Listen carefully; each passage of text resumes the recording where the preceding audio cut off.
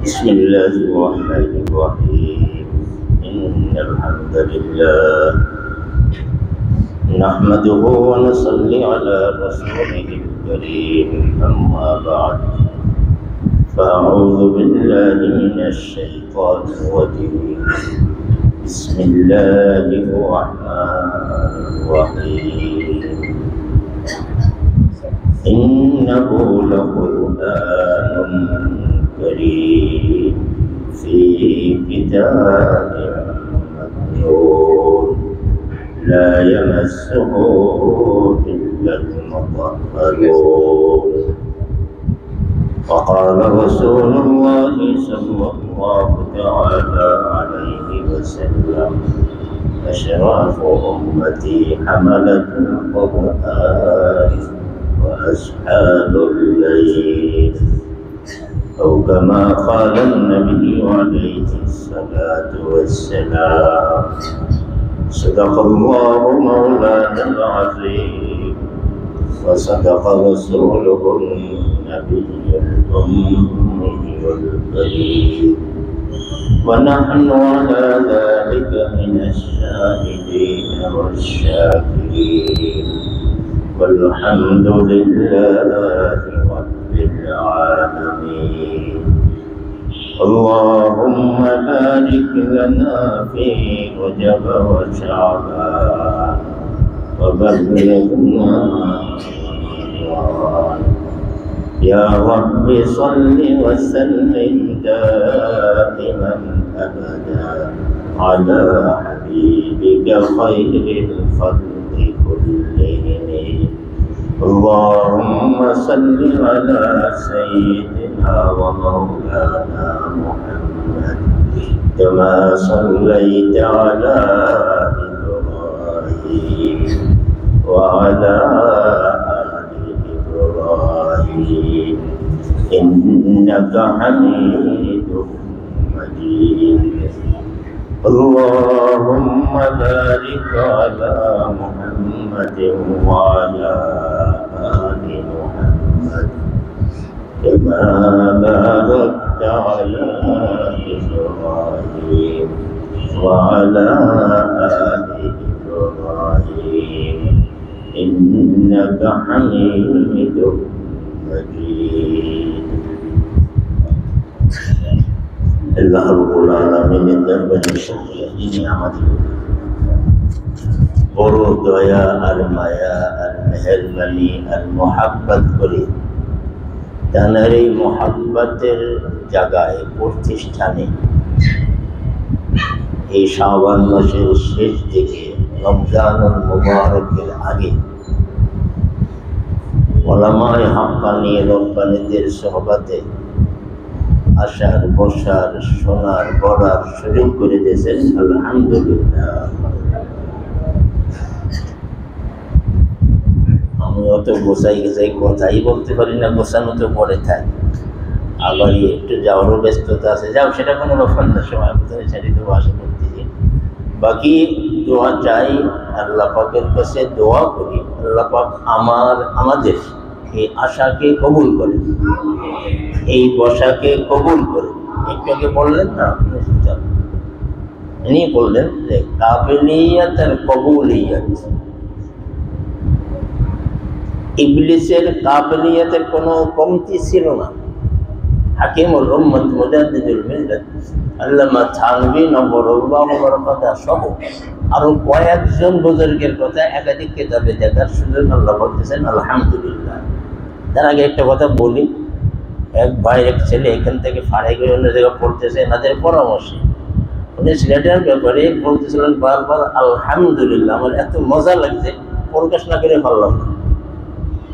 আসলেই তো আলহামদুলিল্লাহ ছাড়া আছে কি বলেন তো? আমাদের সব কে দিছে? খালেককে, মালিককে, এনামদাতাকে, ইজ্জতদাতাকে। সুতরাং সব কিছু যিনি দিয়েছেন, প্রশংসা কার হবে? এই কারণে সূরা ফাতিহা দিয়ে কোরআন শরীফ লাওহে তাহতিবের মাহফুজ তারতিবে শুরু হয়েছে, তা শুরুই তো হয়েছে হামদ দিয়া। বোঝা যায় যে হামদটা আল্লাহর কাছে অনেক বেশি প্রিয়।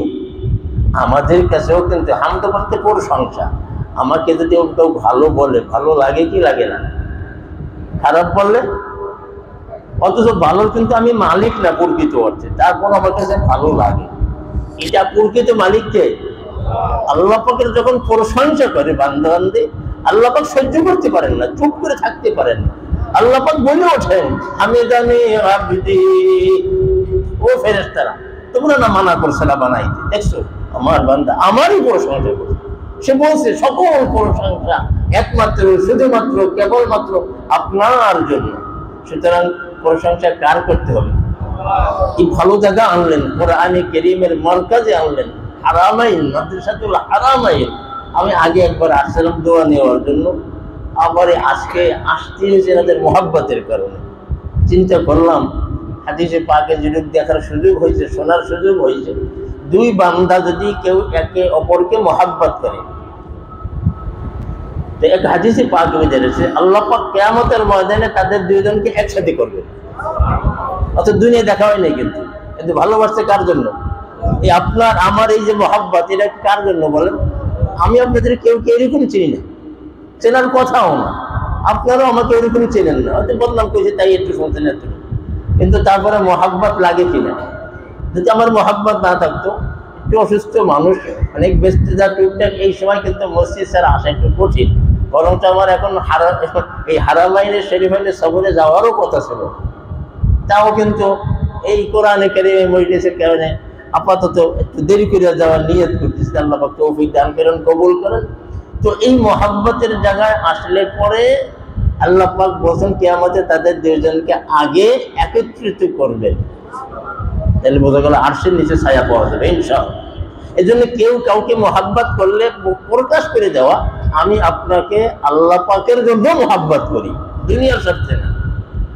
আর এক হাদিসে কুদসির ভিতরে আল্লাহ পাক বলেন, ওয়াজাবাত মুহাব্বতি লিল মুতাহাব্বিনা ফিয়া, একে অপরকে মহাব্বত করে আমি আল্লাহ তাদেরকে মহাব্বত করা ওয়াজিব হয়ে যায়। আল্লাহ পাকের মহাব্বতের চেয়ে শ্রেষ্ঠ নিয়ামত আছে বলে আমার জানা নাই, ছোট মানুষের। কারণ আল্লাহ রাসূল সর্বপ্রথম যে দোয়াটা করতেন, আল্লাহুম্মা ইন্নী আসআলুকা হুব্বাক ওয়া হুব্বা মান ইউহিব্বুক ওয়াল আমালাল্লাযী ইউবাল্লিগুনি হুব্বাক। বুঝে করে মহাব্বত, মহাব্বত এটার কথা আল্লাহ রাসূল বারবার বলতেছেন। এমনকি বলছেন, আল্লাহুম্মা জাআল হুব্বাকা আহাব্বাল আশিয়া'i ইলাইক, সমস্ত জিনিসের থেকে যেন আপনার মহাব্বতটা বেশি হয়, গাঢ় হয়, দৃঢ় হয়। আল্লাহ পাক চিরঞ্জীব। হাকিমুল উম্মাত বলেন, ইশতারাবা হাইয়্যু ওয়া কাইয়্যুম দার ইশতাবা মুরদা নাবাশাত ফায়দান। ভালোবাসা মহাব্বত যদি করতে হয়, কার সাথে করতে হবে? চিরস্থায়ী, চিরঞ্জীব। আল্লাহু লা ইলাহা ইল্লা হুয়াল হাইয়্যুল কাইয়্যুম। হাই, চিরঞ্জীব, চিরস্থায়ী, সর্বময় ক্ষমতার অধিকারী। তার সাথে করলে এই মহাব্বত থেকে সব সময় লাভবান।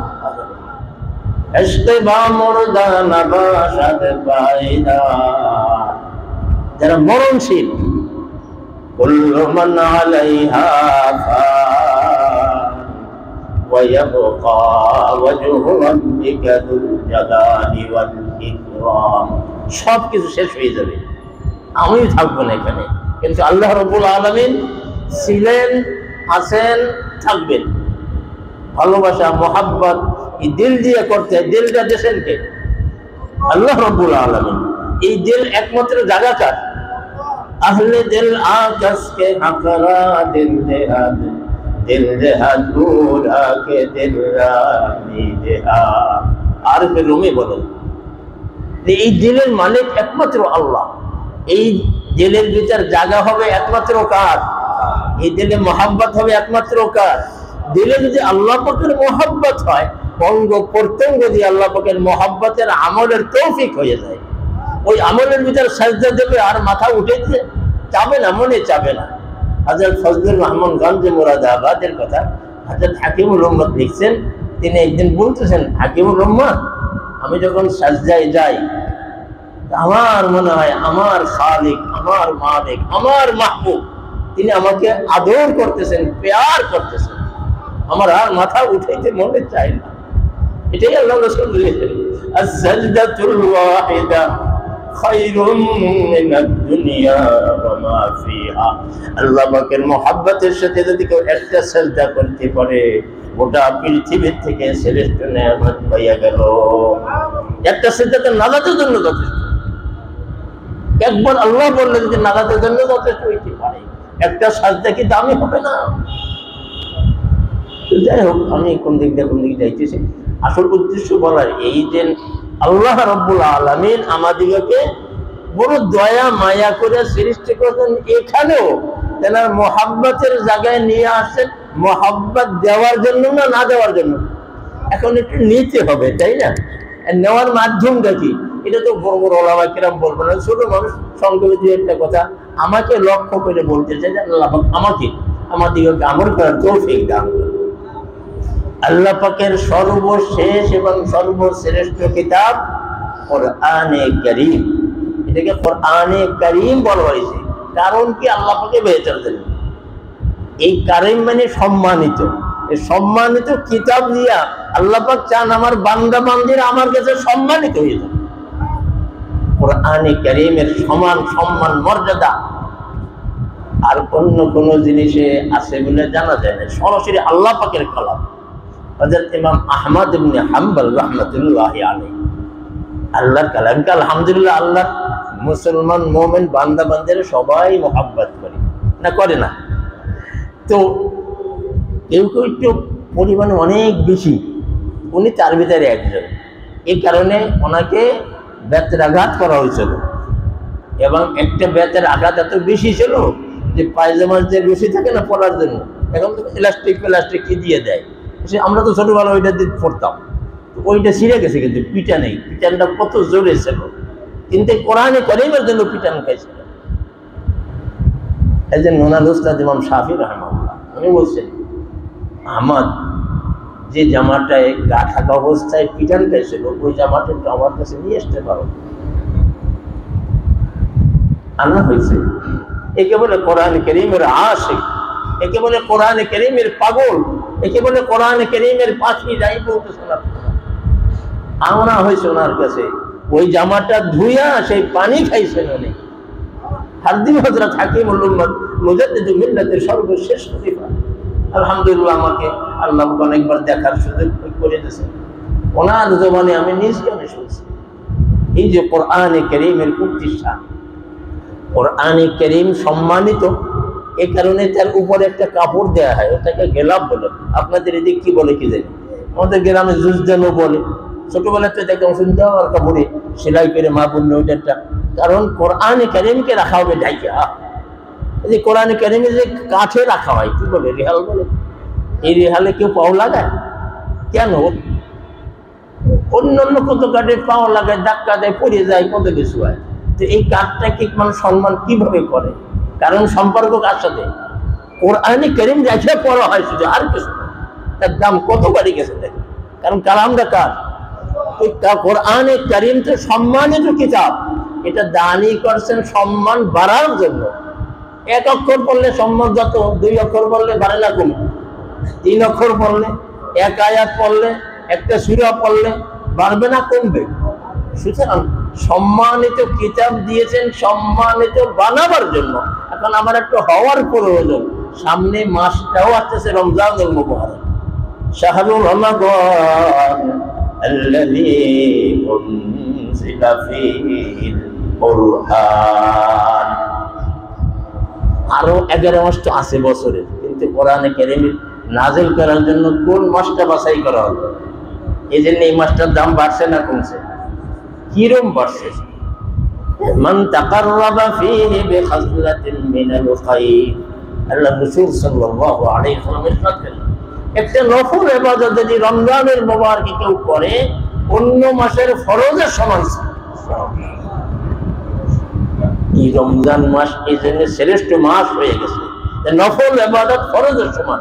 একটা ফরজ 70টা ফরজের সমান। আর অনেক ফজিলত আপনাদেরও জানা আছে, সেগুলোতে রমজানকে কেন্দ্র করে, আর রমজানের ফজিলত কোরআনে কারীমকে কেন্দ্র করে। সুতরাং যে মাসে নাযিল হলো মাসের দাম বাড়ছে, যে রাত্রে নাযিল হয়েছে, রাত্রের দাম বেড়ে গেছে।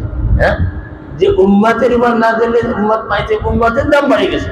যে রসুলের উপর নাযিল হয়েছে, সেটা রসুল হয়ে গেছে। সুতরাং এটাকে কদর করতে হবে আমলের মাধ্যমে। হ্যাঁ, আমলের মাধ্যমে কদর করতে হবে।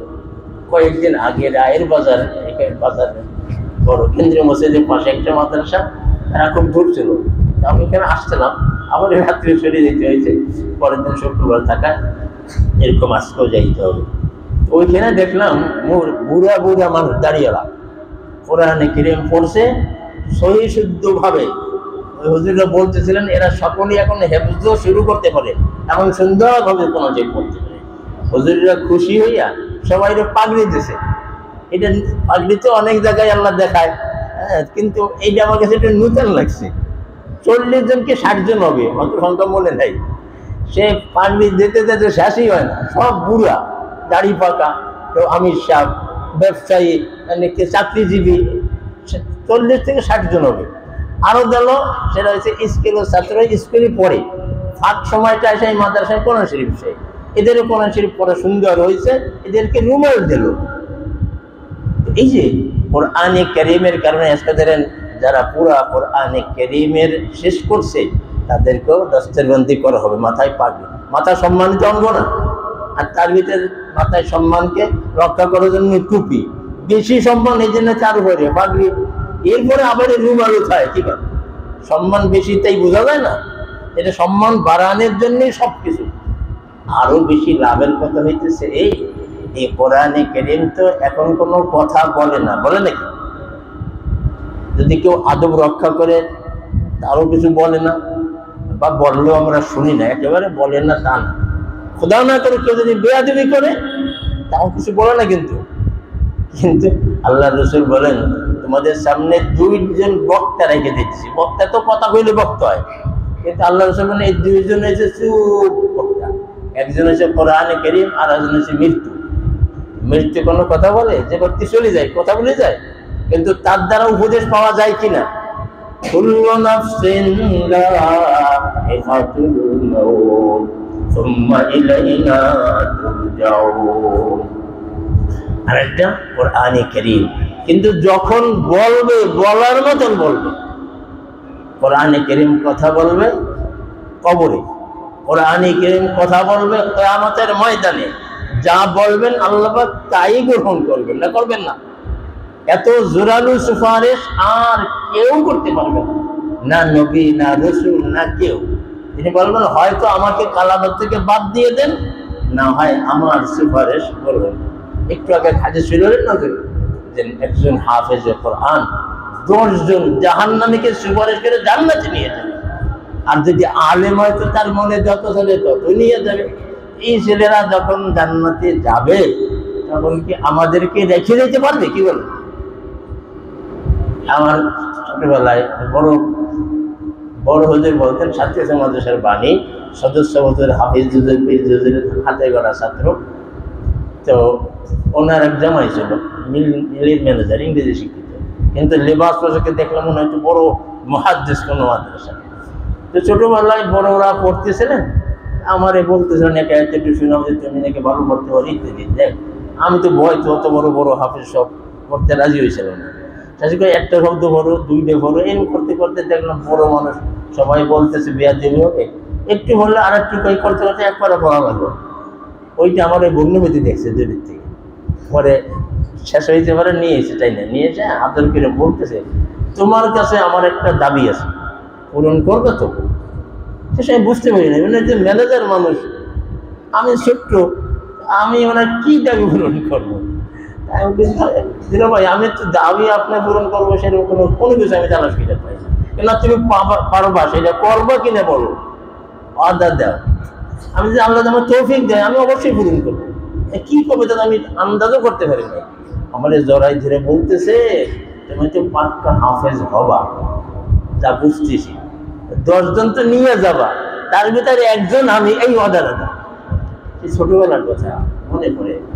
হাফিজ হুজুরের খলিফাদের মরিস ছিলেন, বড় আমলি মানুষ ছিলেন, অনেক দূরের থেকে সে আমার মসজিদে আরবি নামাজ পড়তেন, বড় নেককার মানুষ ছিলেন। হয়তো আমার ভগ্নিপতি মিলের ম্যানেজার, কিন্তু তার আমল আখলাক এত উচ্চাঙ্গের ছিল, আল্লাহ পাকে বেহতর।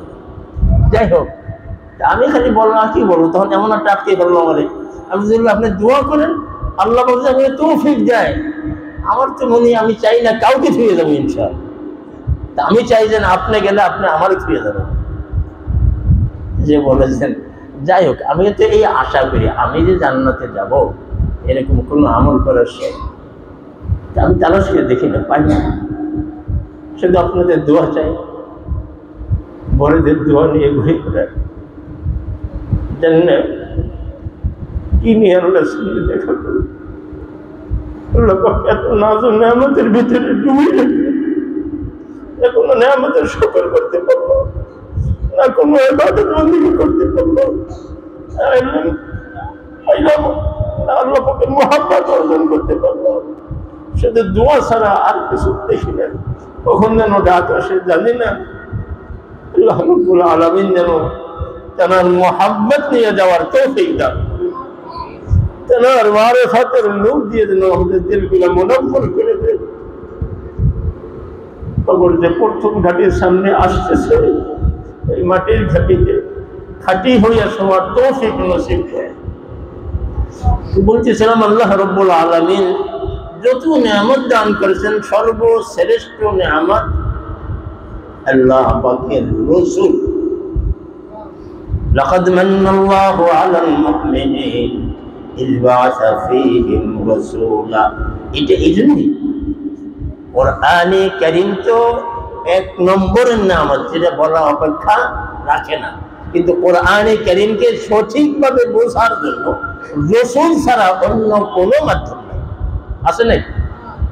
রাসূল ছাড়া কোরআনে কারীমকে সঠিকভাবে বোঝা, আমল করা এটা কারো জন্য সম্ভব না। এই জন্য এখানে লালবাগের মুহাদ্দিস বলতেন আল্লাহর রাসূল কোরআনে কারীম থেকেও একদিক দিয়ে চিন্তা করলে শ্রেষ্ঠ নিয়ামত, কারণ রাসূল ছাড়া কোরআনের নিয়ামতকে নিয়ামত হিসেবে এই কোরআন ইদুল্লু বিহি কাসীরা ওয়া ইয়াহদি বিহি কাসীরা। এই কোরআনে কারীমের কারণে এক গ্রুপ ধ্বংস হয়েছে আর এক গ্রুপ লাভবান হয়েছে, হয়েছে কিনা? যারা মানছে, যারা লাভবান, যারা মানে নাই তারা ক্ষতিগ্রস্ত। সুতরাং কোরআনে কারীম সবার জন্য ভালো না। দুধ, ছোলা, ভিটামিন যুক্ত খাবার, কিন্তু সবার জন্য। যার পেট খারাপ, ছোলায় তার উপকার হবে? কোরআনে কারীমের সর্বশ্রেষ্ঠ নিয়ামত যে রাসূলের মাধ্যমে মানছে, সে তো সর্বশ্রেষ্ঠ সাহাবী হয়ে গেছে, সাইয়েদনা আবু বকর সিদ্দিক রাদিয়াল্লাহু তাআলা।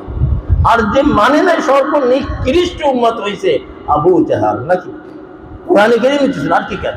সাইয়েদনা বিলাল রাদিয়াল্লাহু তাআলা 10 বার ক্রয় বিক্রয় হয়েছে, কিন্তু কোরআনে কারীম মানার কারণে, আল্লাহ পাকের মুহাব্বত দিলে অর্জন করার কারণে সাইয়েদনা বিলাল রাদিয়াল্লাহু তাআলা হয়ে গেছে। আর না মানার কারণে আবু লাহাব, উতবা, সাইবা হয়েছে।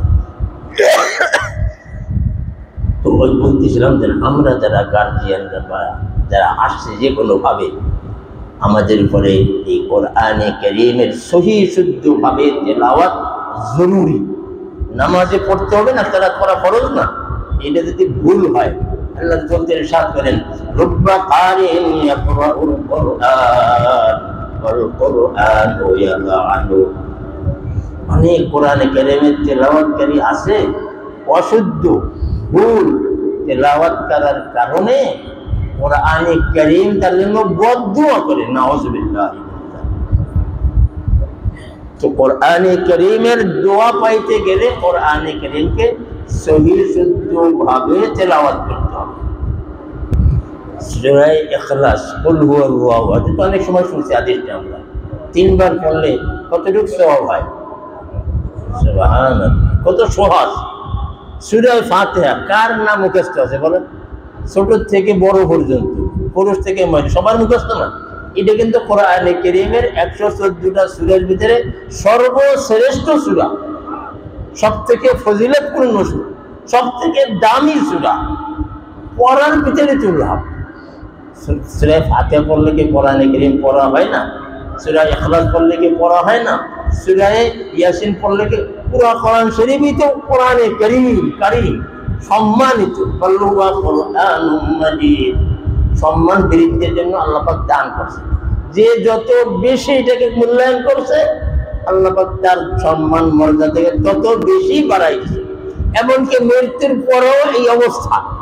উহুদের ময়দানে যখন 70 জন সাহাবায়ে কেরাম শাহাদাত বরণ করলেন, তো আল্লাহ রাসূল জিজ্ঞেস করতেছিলেন কোরআনে কারীম কার বেশি মুখস্থ?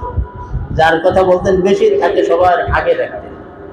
কবরে তার জায়গা আগে, কিয়ামতে তার জায়গা আগে, তার সবথেকে তালা বড়, বেশি তালা বিশিষ্ট জান্নাত তার। হ্যাঁ, ইকরা ওয়ারতাকি কামা কুনতা তুরাত্তিলু ফিদ দুনিয়া। দুনিয়াতে যেরকম ধীরস্থির ভাবে সহিহ শুদ্ধভাবে কোরআন কারীম পড়তে, এখনো এক এক আয়াত পড়ো, এক এক তালায় ওঠো। আমার আব্বা বলতেন কোরআনে কারীম স্বয়ং রব্বুল আলামিনের কালাম, এটা এত দামি, এর একটা অক্ষর যদি সারা দুনিয়া 14 বারও বিক্রি করা হয় তার কাছেও যাইতে পারবে না। সুতরাং কোরআনে কারীমের মূল্য কোনো মানুষ দিতেই পারে না। এরা মূল্য একমাত্র কে দেবেন? আমাদের বলতেন তোমরা দুই ভাই কোরআনে কারীম হিফজ করার সুযোগ পাইছো, আল্লাহ পাক দিয়েছেন, এই কোরআনে কারীমের বিনিময় একমাত্র আল্লাহ পাকের কাছ থেকে কিয়ামতে গ্রহণ করো, দুনিয়ার মানুষের থেকে নেওয়ার চিন্তা করিও না কখনো। আল্লাহকে পর্যন্ত আমল করার চেষ্টা করছি, আসছি, বাকিটুকু যদি তৌফিক দেয় দোয়া করে নেন। ছেলেদেরকেও তাই বলছে, তোমাদেরকে আল্লাহ পাক তার কালাম দান করছেন, আল্লাহ পাকের জন্যই পড়ো। তারা একবার আলহামদুলিল্লাহ নিতেছেন, এখনো দেখি আলহামদুলিল্লাহ। তো আল্লাহ পাক যেন সব কাজগুলা আল্লাহ পাককে খুশি করার নিয়তে করার তৌফিক দান করে। এটা হচ্ছে কবুলিয়তের বড় মাধ্যম। এই জন্য ইমাম বুখারী রাহিমাহুল্লাহ তার হাদিসের প্রথম হাদিস, মিশকাত শরীফের প্রথম হাদিস, ইন্নামাল আমালু বিন্নিয়াত। হ্যাঁ, নিয়াত, দিলের নিয়াত, দিলের ইখলাস, লিল্লাহিয়াত, একমাত্র শুধুমাত্র কেবলমাত্র আল্লাহ পাকের জন্য আমল করা। এটা যদি আমলের পরিমাণ কমও হয় তারপরও নাজাতের জন্য যথেষ্ট হয়ে যায়। সুবহানাল্লাহ। কবুলিয়তের দরকার বেশি। যেটুক করবো যেন আল্লাহ পাক কবুল করেন। আর কবুল করতে গেলে তাওয়াজু লাগবে, বিনয় লাগবে। আমিত্ব, বরত্ব, মহাত্ম, অহংকার এটা যদি থাকে আল্লাহ পাক কখনো গ্রহণ করবেন না, বরঞ্চ পূর্বের আমলকে আরো ধ্বংস করে দেয়। ইবলিসের এত আমল, এত কিছু সব শেষ হয়ে গেল তাকাব্বুরের কারণে। তাকাব্বুর আযাযিল খার করে। হ্যাঁ, এই অহংকার ইবলিসের পতনের মূল। মানুষেরও পতনের মূল অহংকার। অহংকার আসমানেও প্রকাশ পাইছে, বর্তমানে জমিনেও প্রকাশ, হাসাদও প্রকাশ পাইছে, আগে জমিন আসমানে জমিনেও পাইছে। এটা মানুষের ধ্বংস ছাড়া আর কোনো কিছু না। এই কারণে হাকিমুল উম্মত মুজাদ্দিদ মিল্লাহ সহ আল্লাহ মনসুরুল্লাহ খান সাহেব সালামা জাকারিয়া একাধিক গজলদের লেখা পাইছি। তারা বলছেন এই তাকাব্বুর, আমিত্ব, অহংকার, বরত্ব যেটা শিরকের সমান সমান, এটা যদি দূর করতে হয় আল্লাহ ওয়ালাদের সোহবত, আল্লাহ ওয়ালাদের খিদমত, আল্লাহ ওয়ালাদের মোহাব্বত, আল্লাহ এটা না করা পর্যন্ত এটা সহজে বাইরে হয় না। আল্লাহ রাব্বুল আলামিন যখন আমাদেরকে আল্লাহ ওয়ালাদের মজলিসে আনছেন, কোরআনে কারীমের প্রতিষ্ঠানে আনছেন, আল্লাহ পাক আমাদেরকে ইখলাসের পরিপূর্ণ তৌফিক দান করেন। আমল যা করার তৌফিক হয় আল্লাহকে খুশি করার জন্য যেন করতে পারে। আরে ভাই, অঙ্গ প্রত্যঙ্গ গুলা দেশের কে? আল্লাহ পাক। এটা দিয়ে আল্লাহকে খুশি করার জন্য করবো না, তা কাকে খুশি করবো? অন্যকে খুশি করে লাভই বা কতটা হবে? আর আল্লাহ পাক যদি খুশি না হয় তা আমার আর কে খুশি হবে? আচ্ছা, সাদসুর রহমাতুল্লাহ আলাইহি বলেন, তুমি আল্লাহকে পাইলে তো সবকিছু পাইলে। কাকে বলে উম্মত বলে? আরে আল্লাহ পাকের মহাব্বত পাইলে তো সবকিছু পাইছে। আল্লাহ পাকের মহাব্বত পাইলে না তো কোনো কিছুই পাইলে না। ইবাদতের মজা পাবা না, গুনাহ ছাড়ার মজা পাবা না, সুন্নাতের মজা পাবা না। মজা ছাড়া জীবন, এটা কি মানুষের কি কঠিন না? তরকারি খাইলাম তো মজা নেই, ভাত খাওয়া যাবে? মজার ভিতর কিন্তু একটা আলাদা ব্যাপার। আল্লাহ পাকের নাম আমাদের হাজী ইমদাদুল্লাহ মুহাজির মক্কি নববরাল্লাহু মারকাতে বলতেন আরিফ বিল্লাহ। এখানকার প্রধান অন্য নাম তো মারুফ বিল্লাহ, তাই না? আরিফের মানে মারুফ হয়, কিন্তু আরবি শব্দ তো। তো আরিফ বিল্লাহ, যে আল্লাহকে সঠিকভাবে চিনা, মহব্বতের সাথে মানে, তার একবার আল্লাহ বলা যে আরিফ না, তার লক্ষবার আল্লাহ বলার সমান হবে না। তার 1 রাকাত নামাজ আরিফ বিল্লাহ, আর যে আরিফ বিল্লাহ না, তার 1 লক্ষ রাকাত নামাজ কি হবে না? সমান হবে না। এই জন্য আরিফ বিল্লাহ, আরিফে রুমি রহমতুল্লাহ আলাইহি তিনি বলছেন, যারা আল্লাহ ওয়ালা আরিফ বিল্লাহ, তারা তো সবসময় আল্লাহর আরশে আজিমে চলে যায়। হ্যাঁ, আর যারা আরিফ না, তারা এক মাসের কাছেও যাইতে পারে না। যাই হোক, ওই জন্যই আল্লাহ পাকের কাছে দোয়া করতে হবে যে আল্লাহ পাক যেন তার দেওয়া দিলে তার মোহাব্বত ভরিয়ে দেন, তার মারিফতের নূর দিয়ে যে আমাদের দিলগুলোকে মুনাফফর করে দেন, তার খৌফ ও খশিয়ত, আযাব ও গজবের ভয় দিয়ে চোখে যেন ভয়ের পানি নসিব করে। আল্লামা রশিদ আহমদ গঙ্গোহী রাহমাতুল্লাহ আলাইহি তিনি লিখছেন, তোমার দোয়ার ভিতর যদি তোমার চোখে আল্লাহ পাক পানি দেয়, চোখ তো পানির জন্য নাকি, চোখ দিয়ে তো পানি বাইরেবার জিনিস, অন্য জায়গা দিয়ে তার চোখের পানি যার কোনো জায়গাতে বাইরে, কিন্তু এই চোখটা কিন্তু অনেক দাম, অনেক দাম। এই চোখের পানি আল্লাহ পাকের কাছে সব থেকে বেশি প্রিয়। এই জন্য আল্লাহ রাসূল দোয়া করতেন, আল্লাহ আমার 2টা চোখ এমন করে দেন, আইনাইনে হাত্তা লাতাইন, আমার চোখ দিয়ে যেন অনবরত পানি ঝরে। কি জন্য? এর দ্বারা আমার দিলের রোগ দূর হয়ে যাবে। সুবহানাল্লাহ, তাশফিয়ানুল কলব, দিলের রোগ দূর হয়ে যাবে চোখের পানি। আল্লামা গঙ্গোহী লিখছেন যে তুমি যখন আল্লাহ পাকের কাছে দোয়া করো, দোয়ায় যদি চোখের পানি বের হয়, তো মনে করো এই দোয়াটা আল্লাহ পাক কবুল করে নিয়েছেন। আর এই চোখের পানির আল্লাহর কাছে কত দাম, এটা বুঝানো ইসলার আছে যুবা। আল্লাহ রাসূল বলেন, আল্লাহর খশিয়াত আর খওফের ভয়তে যে চোখ থেকে পানির সামান্য একটু বের হয়, এই পানিটা একটু গড়াই পড়ে, এই ব্যক্তিকে জাহান্নামে যাওয়া হারাম হয়ে যাবে। একটু পানি সামান্য, মাছের মাথার বরাবর, আর বেশি হইলে কি হবে? আল্লাহ পাকে বেহেতার জানে। দুনিয়ায় চোখের পানির দাম তো এত, যেটা আল্লাহ পাকের ভয়তে বের হবে, খালি পানি না, কিন্তু ভয়ের পানি, এর অনেক মূল্য। এই দিল যে নরম, তার আলামত চোখের পানি। যাই আল্লামা গঙ্গোহী বলছেন, তোমার চোখে যদি দোয়ার ভিতরে পানি আসে, মনে করো তোমার এই দোয়াটা আল্লাহ পাক কবুল করছে। দোয়া কবুলের রশিদ, তাই বলতেছেন। অর্থাৎ उल्फत में बराबर है वफा हो के जफा हो, हर चीज में लज्जत है अगर दिल में मजा हो। दिलेर मोहब्बतेर कारणे दिले मजा आसे, আর দিলে যদি মোহাব্বত না থাকে, মজাও থাকে না।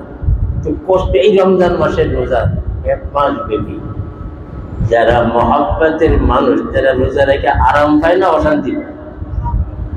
আমাকে যখন পড়ি একবার বলছিল ছাত্র, এক ডাক্তার, যে আপনার খুব গ্যাস্ট্রিক আলসারের মধ্যে হয়ে যাচ্ছে, তো যখনই ক্ষুধা লাগে তখন কিছু খাইতে হবে, দেরি করে যাবে, পকেটে কিছু খাবার রাখছে। তাহলে ছাত্র মানুষ তখন লালবাগে পড়ি, চিন্তা করলাম হাঁটু আর খাবো, আমি কি গরু ছাগল?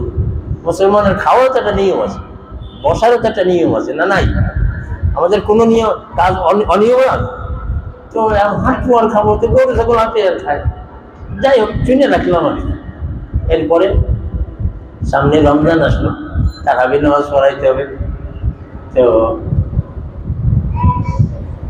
আল্লাহর কাছে দোয়া করলাম, আল্লাহ রমজান মাসের রোজার আগে যে কোনোদিন সারা লাগে নাই, এই রমজানে যদি সারা না লাগে আপনি সেই ব্যবস্থা করে দেন, এটা তো আপনিই পারেন, আর কি পারেন।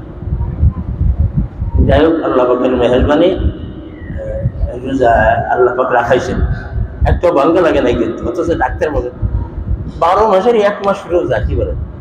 এই একটা রোজা যে শরীয়তের কারণ ছাড়া নষ্ট করে, কিয়ামত পর্যন্ত হায়াত পায় আর কাজা করে, রমজান মাসের একটা রোজার সমান কোনোদিন হবে না। মদিনাতুল মুনাওয়ারা আল্লাহ রাব্বুল আলামিন 1 বছর ইতিকাফ করার সুযোগ করেছেন, আলহামদুলিল্লাহ। এর আগের বছর মক্কা শরীফে ইতিকাফ করাইছেন।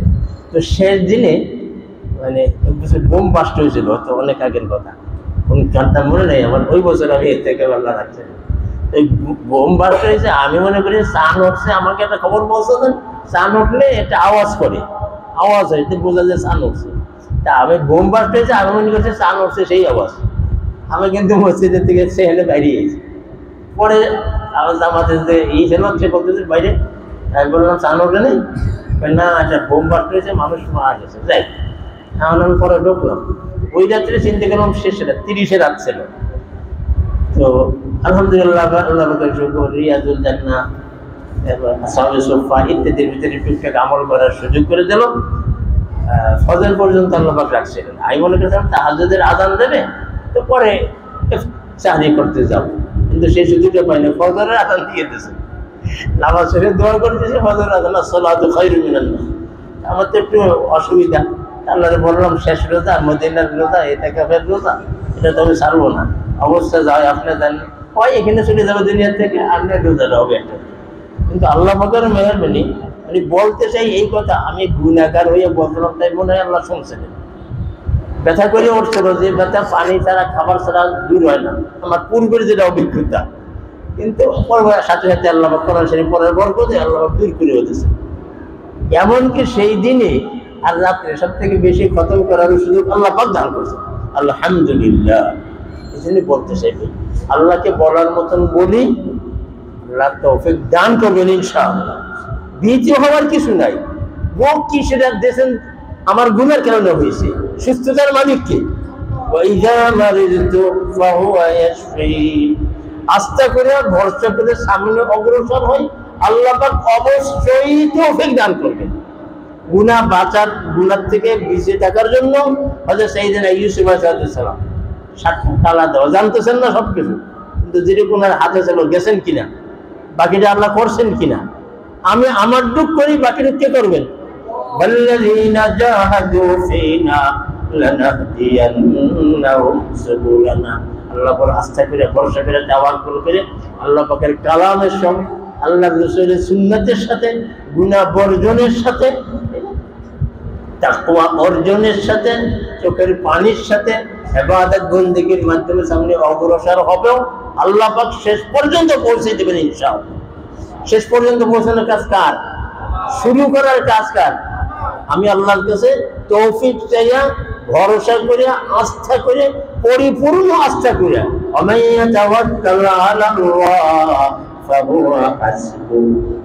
আল্লাহ পাকের আস্থা করলে আল্লাহ পাকই ব্যবস্থা করে দেন। এই জন্য আস্থা করবো আল্লাহ পাকের উপরে। সুস্থতা অসুস্থতার মালিককে। অসুস্থতা অবস্থায় মানুষ কত কঠিন কাজ তো করতেছে। ইবাদত বন্দেগী তো অনেক আরামের কাজ, কিন্তু মজাদার কাজ। জিকির, আজকার, তিলাওয়াত, গুনাহ ছাড়া এটা কিন্তু সহজ। কোনো কাজ করাটা কঠিন, না করাটা সহজ। কিন্তু গুনাহ ছাড়া এটা তো না করা। পাকিস্তান আজাদ বলতেন, গুনাহ ছাড়া তারকে মাসিয়াত, যার কথা কোরআনে কারীমে আল্লাহ পাক বারবার বলেছেন, এইটা সবথেকে সহজ কাজ। হাকিমুল উম্মত লিখছেন, আরে তাকওয়া তো তাহারাত, এটা ওযুর মতন সহজ কাজ। সুবহানাল্লাহ। ওযু নাই, ওযু করে নিলাম, পবিত্র হয়ে গেলাম না। তো গুনাহ যদি হইয়া যায়, সাথে সাথে বলে ফেললাম আস্তাগফিরুল্লাহ, আস্তাগফিরুল্লাহ, কার কাছে মাফ চাবো? সাথে সাথে গুনাহ মাফ করে দেবেন। ওযু না থাকলে, ওযু করলে যেরকম তাহারাত আসে, গুনাহের ময়লা যখন দেরে লেগে যায়, এইটাকে দূর করার জন্য ইস্তেগফার, যখন ইস্তেগফার করে দিলের গুনার ময়লা দূর হয়ে যায়। তাহলে সবসময় তাকওয়া তাহারাতের উপরে থাকা যায়। দিলেরও গুনাহ দূর করার ব্যবস্থা, আর ওযু দিয়ে অঙ্গ প্রত্যঙ্গের গুনাহ দূর করার ব্যবস্থা। হ্যাঁ, আল্লাহুম্মা জাআলনি মিনাত তাওয়াবিন ওয়া জাআলনি মিনাল মুতাতাহহিরিন।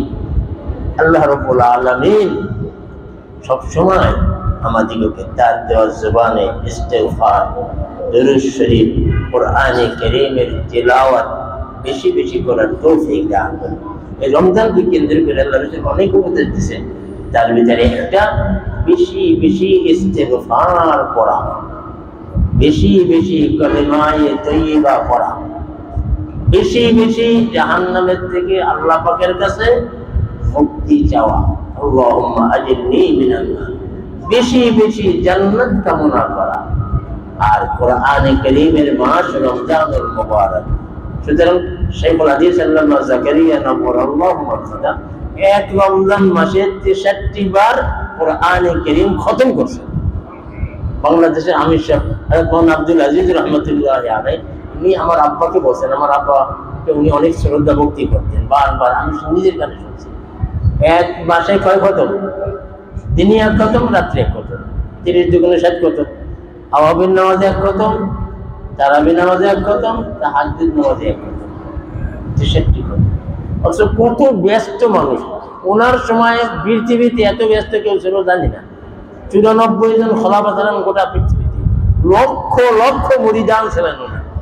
হ্যাঁ, এই তাবলীগ জামাতের হযরত যদি আপনার জামাই সবসময় হযরত প্রথম হযরত হযরত মাওলানা ইলিয়াস রহমাতুল্লাহ আলাইহি বাড়ি বেটা, ওনার বড় ভাইয়ের ছেলে সাইকোলজি, কিন্তু সবসময় বলতেন সাইকোলজি সাইকোলজি সাইকোলজি, কত সম্মান দান করছিলেন ওনার। তো উনি এত ব্যস্ত থাকার পরে যে 63 বার খতম দিতে পারেন, আমরা কি অত ব্যস্ত? ওনার কাছে রমজান মাসে গোটা পৃথিবীর বড় বড় ওলামায়ে কেরাম 40 দিন থাকতেন, তারপরও এত খতম দিয়েছে। আমরা একটু চেষ্টা করি রমজান মাস কোরআনে কারীমের মাস, রমজান মাস বেশি বেশি ইস্তেগফার করার মাস, রমজান মাস বেশি বেশি দুরূদ শরীফ পড়ার মাস, বেশি বেশি গুনাহ মাফ চাওয়ার মাস, বেশি বেশি জান্নাত কামনা করার মাস, জাহান্নামের থেকে পরিত্রাণের মাস।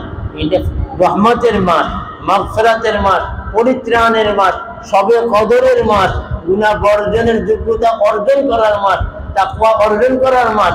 এটা যেন আল্লাহ পাক আমাদেরকে করার তৌফিক দান করেন। আল্লাহ পাক এই মজলিস, এই মাদ্রাসার প্রোগ্রামকে ভরপুর কবুল করেন, দিন দিন সর্বদিক দিয়ে উন্নতি তারাক্কি নসিব করেন। যারা পড়াইতেছেন, জিম্মাদারি আদায় করতেছেন, তাদেরকে আরো বেশি বেশি এই কাজে অগ্রসর হওয়ার তৌফিক নসিব করেন। যারা পড়তেছেন তাদের যেন যাকাওয়াতকে আল্লাহ পাক বাড়াই দেন, সুস্থতার নিয়ামতকে আরো বেশি বাড়াই দেন। সমস্ত দিনের নেক মাকসুদগুলা, তাকাজাগুলা, যা জরুরত আল্লাহ পাক গায়বী খাজানাত থেকে পূরণের ব্যবস্থা করে দেন। আল্লাহ রাব্বুল আলামিন আমাদিগকে এই মাদ্রাসাকে মহব্বত করার তৌফিক দান করেন। তানার দেওয়া দিলে তানার মহব্বত পরিপূর্ণ করি, তানার দেওয়া অন্তরে তানার মারিফাতের নূর অর্জন করি, সমস্ত কিছুর থেকে তাকে বেশি ভালোবেসে আল্লাহর রাসূলকে মহব্বত করি, তানার সুন্নাতকে মহব্বতের সাথে আমল করি, শেষ নিঃশ্বাস ত্যাগ করার তৌফিক দান করেন। আমিন। ওয়া আখিরু দাওয়ানা আলহামদুলিল্লাহি রাব্বিল আলামিন।